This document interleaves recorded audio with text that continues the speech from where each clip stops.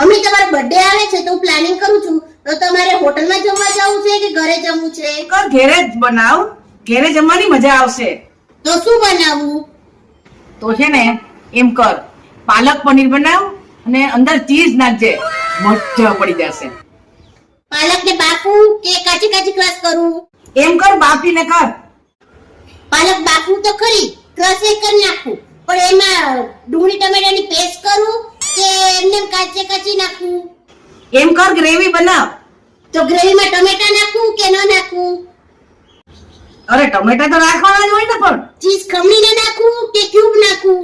એમ કર, ગાર્નિશિંગમાં ખમણ છે અને અંદર ક્યુબ નાખજે.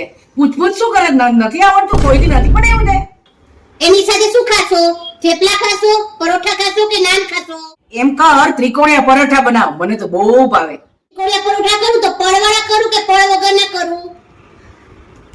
મારા બાપ, મારે હવે જન્મદિવસ ઉજવવો જ નથી. બહુ કરી, પ્રશ્ન પૂછ પૂછ પૂછ પૂછ પૂછ. મને હવે શાંતિ આપ અને તું અહીંથી નીકળ.